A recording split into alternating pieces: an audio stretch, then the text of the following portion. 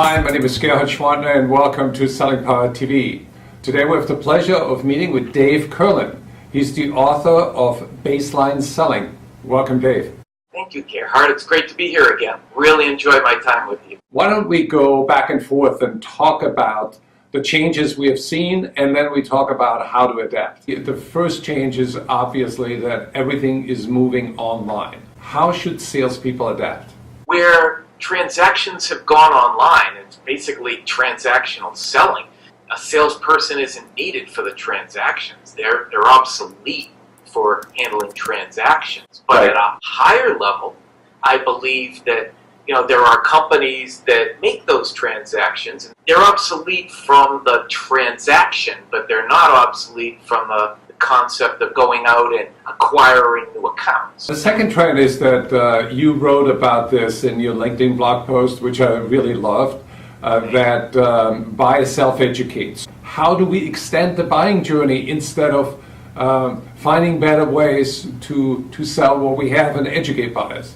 I agree that if it's a traditional product or a traditional service and a company already knows they're going to buy it, it's not something new, it's just a question of who they're going to get it from, then by the time a salesperson is in the conversation, they're pretty far down the line, Right. Whatever the percentage is. So the key then is the strategy of how to extend the buying process, as you just said, and the tactics required to back up without a prospect realizing that they've backed up, so that they can collect the compelling reasons to buy and find out why we're in this situation to begin with, Right. so that in this why buy from me sale, we can figure out why they might buy from me. Well, I think the shift that needs to happen in salespeople's minds is you're no longer the provider of information, because the majority of that information those provisional supplies are all online. But where a salesperson can make a difference is to share insights that help the customer translate those insights into value for their situation. I agree. And if we take something as simple and as popular as copiers, the big copiers that everybody has now that does the work of the copying store. Right. A salesperson can literally say the machines are all essentially the same, and the prices are all essentially the same, and the quality is all essentially the same, and the features are all essentially the same. So let's talk about something else. Let's talk about why you might choose to do business with us, right, instead of with somebody else.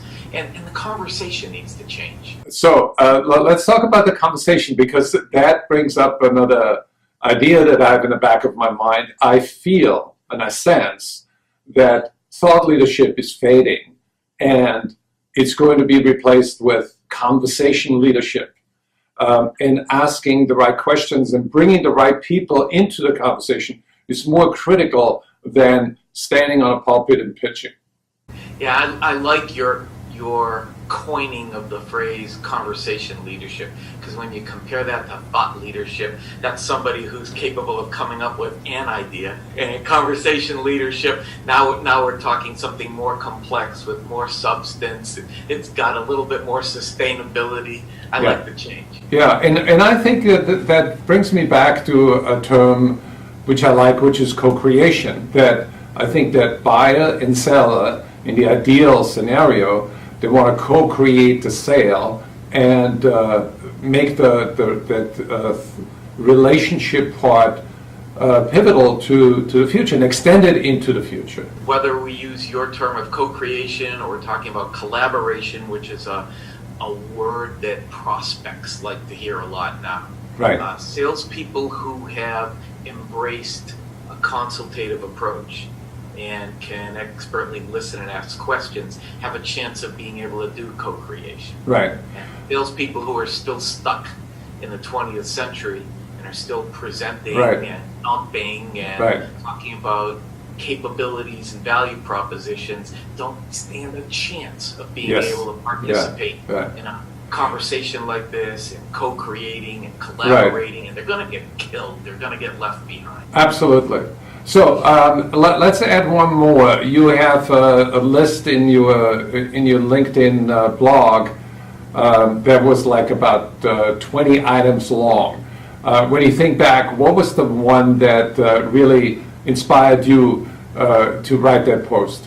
Honestly, there was just I was talking with somebody internally, and we were talking about all the things that have changed. We were talking about it from the good standpoint.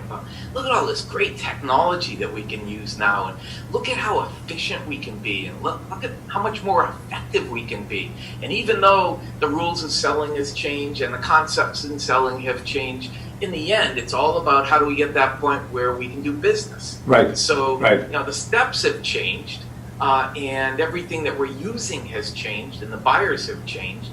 And it just kind of had a stream of consciousness and just started listing them and went, holy shit, a lot more than I had actually thought. Look how much your business has changed. Yes, yeah. There's no resemblance to what Selling Power started out as when it was a small newspaper back in the 80s. Right. Yes, I remember that. Right, and that brings me to the key insight that what has not changed is that people want more insight. But what has changed is the delivery mechanism. And we need to realize that the challenge, the biggest challenge, is always to translate what are you delivering to the customer in a package, in a story, with grabbers, with attention grabbers, with engagement statements, or with hooks. So we need to think more closely about how do we engage the customer, not just on an intellectual level, but also on a visceral level, where they say, tell me more, I want to learn about this. There's a fairly large group of sales leaders, in my opinion, that are do-it-yourselfers. They don't want to go and get outside help, and they certainly don't want to pay for it. They're huge egos. They don't want to admit that they might need some help, and they may not know that they need any help. Right. And then there's the know-it-alls.